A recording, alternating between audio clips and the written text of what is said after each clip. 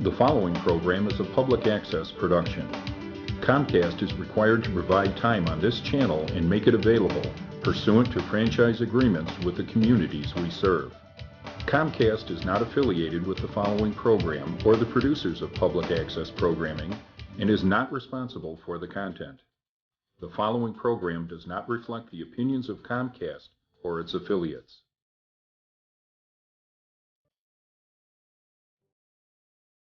What's up? I'm gonna kick it with the lines, y'all know. Yo, Slim, can I kick it like this? Here we go.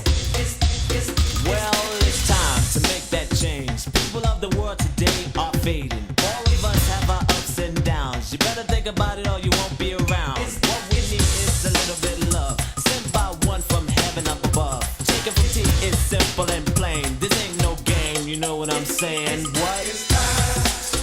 Yep, yep.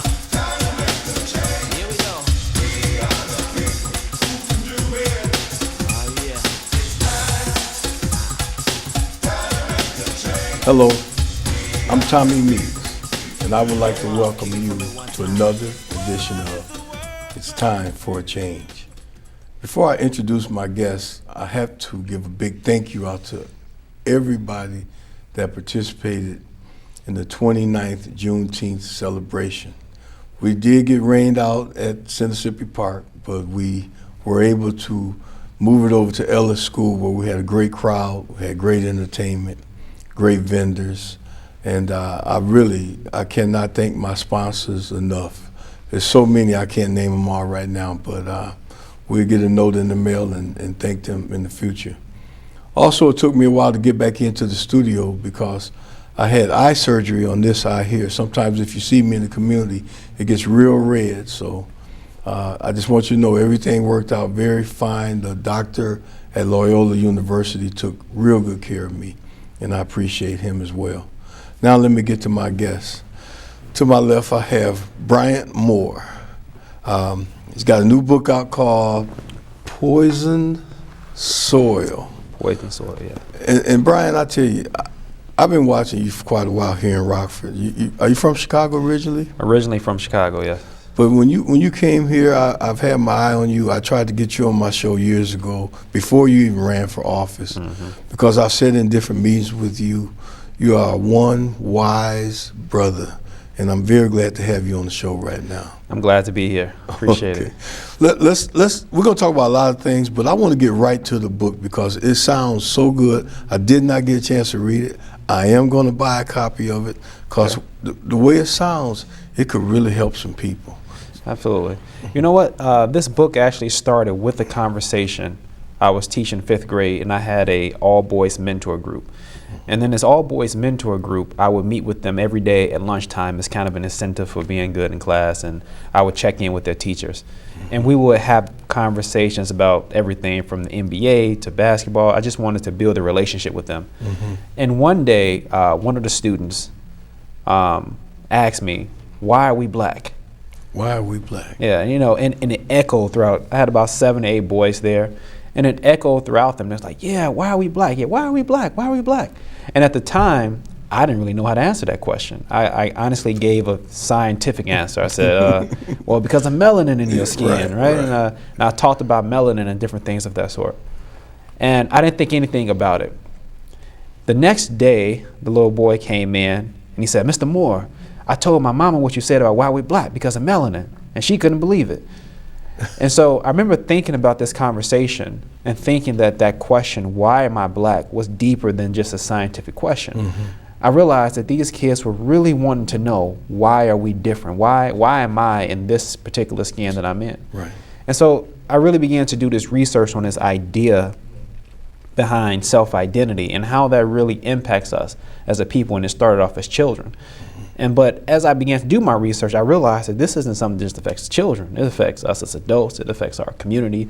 It affects everything that's about us. And that's really how the idea of poisoned soil came about.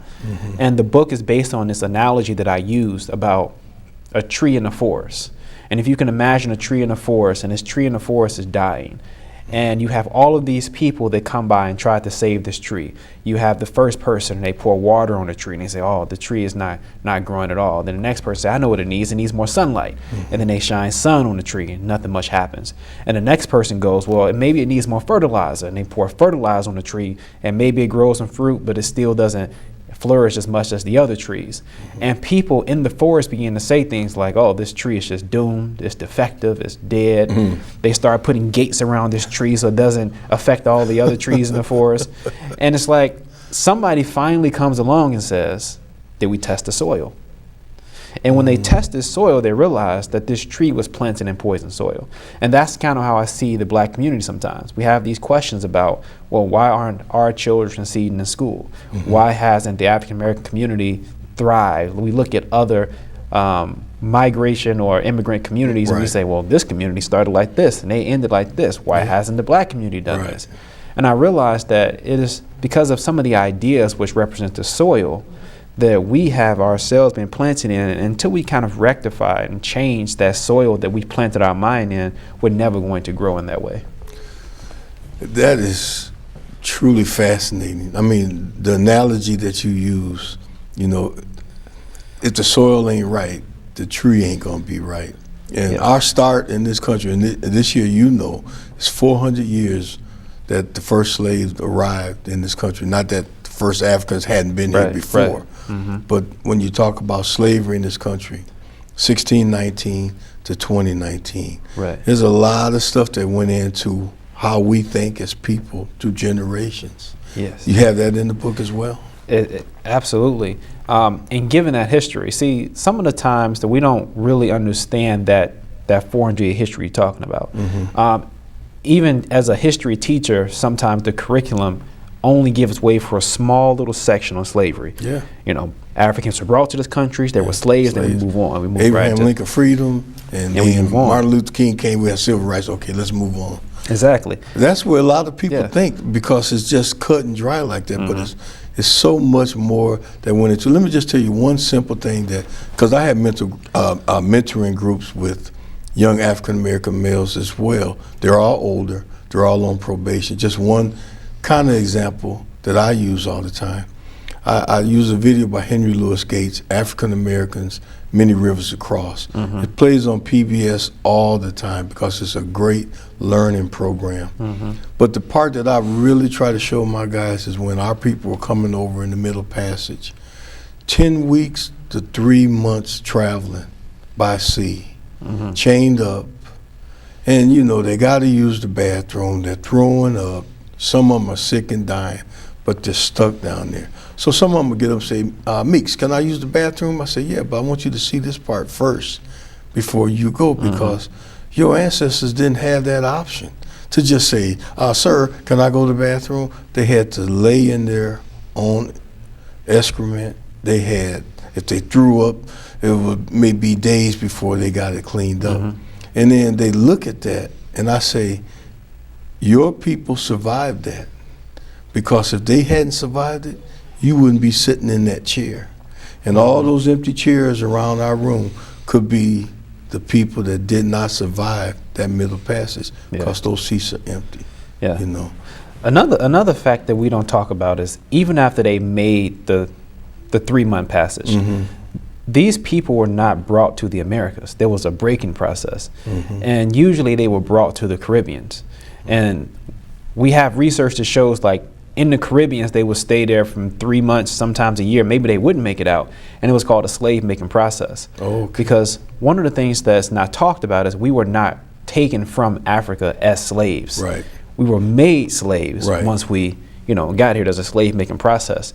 And so you have to ask that question, what is in that slave-making process? What type of psychological torture and abuse had to take place over many generations? And many times, sometimes, if they couldn't break you, they would just leave you on an island. Maybe they would kill you. Sometimes they just would only take children, because children are easier to train, right? And that's exactly what we're dealing with right now. We're dealing with these ideas and beliefs that have been instilled in us over time. One of the things I point out, I'm coupling it, but it's separate right now. It's a study. It's 2 studies. One that's very used in school is called Carol Dweck. She has a a book on growth mindset. And she talks about in her book that how we believe about ourselves and our own intelligence literally affects how our brain processes something. Oh, okay. So if you have a person that says, I cannot do math, their brain won't even attempt to do it. I can believe that. And to the reverse, if you have a person that says, I can do math, even if they don't know the math, their brain will start to work in hyperspeed to understand the problem. Right. And so she said, you have some children that come into the classroom already believing that they can't do it. So they're saying, I can't learn, I can't do this, I'm not smart. And their brain just adapts to it. Like, yeah, you're not smart, so we're not going to try. And you have some kids who walk into the classroom and say, I am smart, I can do it. And so their brain starts to now work in overtime to understand what's in front of them. Do you think it's environment between the two, that one says I can do it and one says I can't? That's what she says. Well, Carol DeWeck in her book, she argues mostly about parenting. She doesn't really deal with race. And she's saying that it comes from a parenting perspective, where some parents produce an environment at home that child believes they can. They produce an environment where the child can fail and they can try again, and they expose their children to many things. And so when they come into the classroom, they have this kind of background experience. Whereas other children, maybe they don't have that. Maybe they didn't have the Head Start program. Maybe they didn't have some of the activities. And so they don't really have in their personality this idea that if I try hard, I will succeed. And they bring that with them into the classroom. You know, I can honestly say I was kind of like that. Growing up, I had an attitude that I wasn't smart. I couldn't understand why all the other kids knew the answers and I didn't. But my preparation was horrible. I mean, it really was. I'm not blaming my mother or anything, but I just never really tried. I never really studied. Yeah. And I remember it wasn't until college that I actually started studying, because I was going to lose my football scholarship if I didn't. And it really got good to me. I mean, the things that I thought I couldn't do, I was able to do them. Yeah. And that convinced me that when people really believe in themselves, put effort into something, you'd be surprised how far you can accomplish things. This is exactly true when you talk about teacher expectations, right? One of the stories I give people is that in 3rd grade, I was going to be retained because of my reading scores. I was in a school in Chicago. Most of the children in my classroom, we played around, but it wasn't necessarily that I was dumb. I just was, doing what other kids do. Right. 4th grade, same thing. 5th grade, same thing. In 6th grade, Chicago had this thing where they were pushing children to be inside of magnet schools and gifted programs. And I tell everybody that they had a assembly at the school where they were asking kids to take this test, this gifted test. And I only took the test to get out of class. I told my friends, I was like, they said if we take this test, we can have the rest of the afternoon with pizza. So I'm going to go and take this test. In my mind, I wasn't thinking I was going to pass it. I was talking about did summer school for 3 years in a row. In my mind, passing getting into a gifted test was not in any way in my mind. And when I went and took this test, it was a type of IQ test that had nothing to do with reading or math. It was all patterns. Triangle, triangle, square equals, square, square, triangle equals.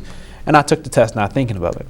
The next year, I got a letter in the mail, well, my mother did at least, saying that I had been accepted into this gifted program. Really? And so I'm looking at the letter like, oh, they got the wrong person. This can't be me. And so my mother, she forced me to go. She's like, no, you're getting into this program, you're going to go. And I went, and the expectations were completely different. Everybody assumed that I was smart. And the entire time, I felt like an imposter. Really? Because now I'm in this school, and every teacher, every student, everywhere you go, people are like, these are the smart kids. And I'm like, I'm not that kid. But what happened was, over the next 3 years, that was in 6th grade, between 7th grade and 8th grade, my reading scores became on level. And then because of the magnet or the gifted program I was in, I was automatically enrolled in honor classes in high school. And that put me on an entirely different track than the friends that I was hanging out with every day. And I tell people that one of my best friends ended up being retained in 8th grade, ended up going to what we call in Chicago neighborhood school, and then ended up dropping out in 10th grade. Me and him lived right next door to each other. Yeah. Played video games with each other every day.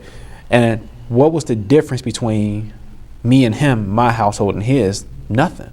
The only difference was that somehow I got chosen to get placed in this program, and the expectations were a little bit higher. Do you think that since the expectations were higher, you took that challenge on and did everything it took. I think so. To create what people expected you to be able to do. I think so. I think at some point in time, I can't say it was in 6th grade, but I know that by the time I got in 8th grade, I think I believed the hype. I think that I believed that I was smart. 6th grade, I was probably still in it, feeling like an imposter. But somewhere along the way, I started to feel like, man, I probably do belong here. But did you notice along that way that you actually prepared yourself better than you had prior? I did, and I think it was Okay. it's because you're around students. I was around students who studied, who wanted to do well on tests. So because of that, I wanted to do well on tests. I wanted to study, and it just changed an environment. But looking back, I don't actually think that I was smarter. I just was placed in an environment with higher expectations, and it changed my mindset about myself.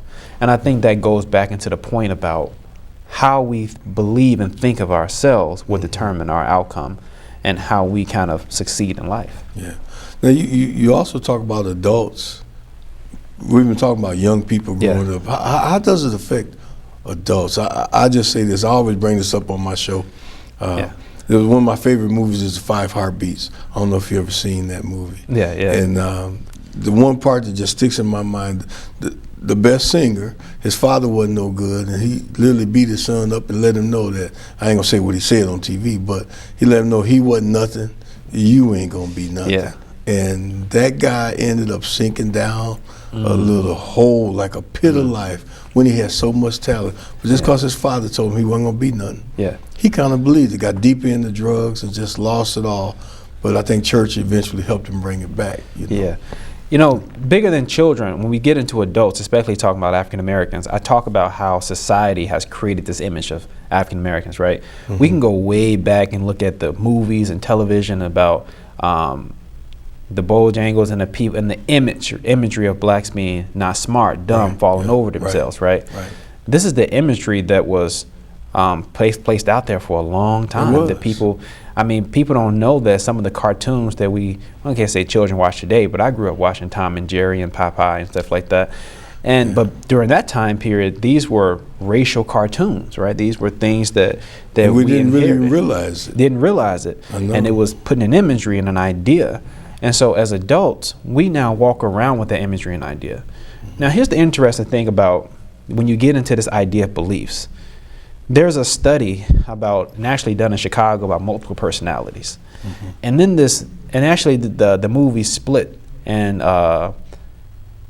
Glass that just came out is based on this study. Now they made it way more mystified about this guy climbing walls and stuff like that. But the original study was done on a set of people who were diagnosed with schizophrenia or multiple personality disorders. And they found that these people so wholeheartedly believed in what they were when they switched personalities that their physiology completely changed. So when this person was John, he may have been diabetic. And when his personality switched to Jim, he was no longer diabetic. When he was John, he was allergic to peanuts. This is a true story. This is true. True, okay. This is done at UIC in Chicago. When he switched to Jim, he was no longer allergic to peanuts. And this was a phenomenon. It was like, how is this true at all? How can, this is the same body, but it's switching between personalities. And what the scientists discovered was that because that person believed so wholeheartedly that they were allergic to peanuts, when peanuts entered into their mouth or their system, their brain produced an allergic reaction. Our brain is so powerful. Yeah. We don't even know. I think I've heard we only really using 5 to 10% of it. Yeah, a small percentage. I mean, that's a small percentage. And you know, when we start talking about this, because I hadn't read your book yet, I'm definitely going to buy it. I really am, because I've been thinking so much through the years, you know, doing this show so long, is that a lot of stuff that's wrong, especially in our community, after all this time, people say, well, why can't they do better? Yeah. You know, a lot of it has to do with the way we grew up, the way things were set up against us. But I think right now, our improvement depends on us and what we want to do to improve our communities. You have some of that in your book? Oh, absolutely. And that goes back to that belief in that what you're speaking of is like an idea of learned helplessness. And so just connecting the dots to making all these points about how multiple personalities and things of that sort connects with it. is that if we believe, we've been taught, if you go into slavery, we were made into slaves. We were taught that we were less than human, we were inferior to whites, we were not intelligent, all of these things of that sort. We became that. We literally became that because our mind is right here. And now we're in a position where we feel like we can't help ourselves. Right. And this is why it's hard for unity, right? It's very hard to have this conversation about, like, let's pull together resources. Let's do it ourselves. And it's not that we don't unify. It's more or less because we don't feel comfortable, or we don't believe in ourselves. We don't feel like we will feel more comfortable with somebody other than us, somebody who is non-black or non-colored, to essentially manage us. And then we would believe in that person.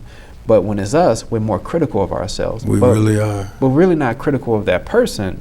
We really are critical of our own selves because we don't believe in it, right? It's like the idea of, like, well, who is he? But it's that you're nothing idea. I'm be honest. I've said this recently. If we don't break that as a people, as African American people, if we don't break that, our future for our young people is bleak. I say it all the time. I see Hispanics coming up here. When I was in school, I remember when I was in 3rd grade, we had 2 Hispanics that I knew in our classroom, Kim and Mike Cruz. Never will forget it. We were all good friends. And now Hispanics are moving into this area, all parts of the country, starting businesses. They got restaurants all over town. We struggle to have restaurants. Then we get them, we don't support them. Sometimes the reason we don't support them, they're not that good. They could be better. It's just, your book is, I think, is knocking the ball out of the park on that. And I've said this, sometimes we're like Dorothy, the Tin Man, Scarecrow, and the Lion. We keep expecting the Oz to come out and fix us when we have all these capabilities right inside our brain and our heart and in our minds that we can do everything. That's the perfect analogy. And it's like, and all the while knowing the Oz had no power. No power. And it's like, all the while, it's like you had the courage all along. You had the brains all along, And we're not realizing that, but we're waiting on something or somebody. Right. And it's like, but it's right here. It's always right here. And that's how we function. That's how we're functioning as adults right now. And I think that a lot of that could be solved. And Milana Karenga talks about this a little bit. He talks about, like, the benefit of studying Black studies. It's not just, we learn some history, why talk about the past? Right. But I think that as you start to study Black history, you have what I like to consider an exorcism. And it's an exorcism of all the negative thoughts you had about yourself. Man, you are so right. I've been studying John Henry Clark a lot. I've been studying Anthony Browder a lot. And, the way I look at myself even now, just from listening to those guys, having pride and more belief in myself, I try to spread it around to other people. Some people just don't see it. But see, our people went through so much. We have such capabilities of doing way more than what we're doing. We're shortchanging ourselves. Yeah, we exactly are. And I think that's what needs to happen. But because I believe that some of those ideas of racism and slavery still pains us in a way that we don't recognize, and that's why we don't want to talk about it. Yeah. Only with us, you probably have experienced, I'm sure you have, where people are, here you come talking that Black stuff. Yeah, I know, I get it. Right? I get it all the time.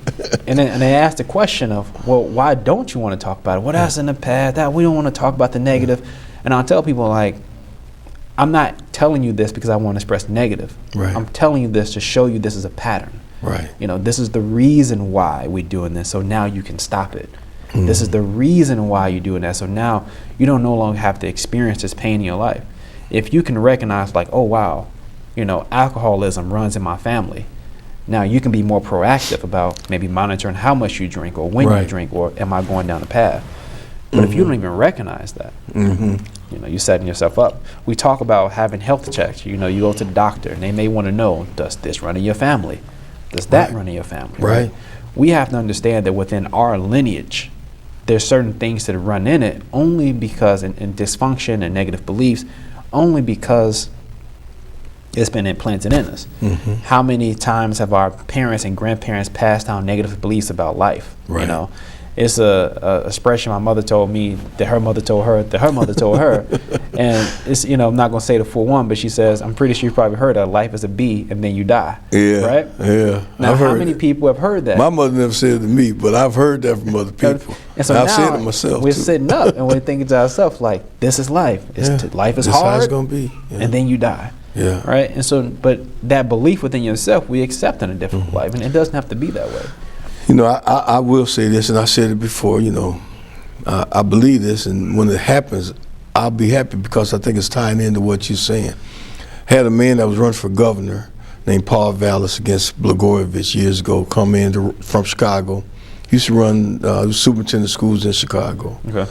And he lost the election to Blagojevich, but he went to, I think it was either Philadelphia or somewhere in Ohio. He was a superintendent of schools. One of the first things he did was put in African-American history, real African-American history. Not none of this shake and bake slavery, Martin Luther King, Abraham Lincoln, Martin Luther King, and all that. It was real history. Yeah. He said the African-American grades shot up in every subject, not just African-American history. Everything shot up. Even the white kids' grades got better because they all had to learn that history. Yeah. And then he was labeled Superintendent of the Year that year for the changes that had happened in that city. And then he lost track of him. He moved to New Orleans. And he's still around here, but I'd love to talk to him again. It's been quite a while, but that is what I think has to happen. We have to have real history being taught to not just African Americans, to everybody.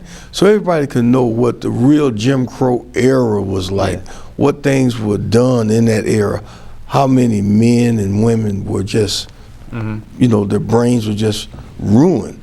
Now, we only got about 3 or 2 minutes left. I want you to let people know how they can get your book. And then whatever else you want to finish up with. Absolutely. So you can buy my book, Poison Soil. You can buy it on Amazon. You can get the Kindle version or the physical copy of this book on Amazon. You can look up Poison Soil, or you look up my name, Bryant Moore. Book only costs $15. If you buy the ebook version, it's only $7.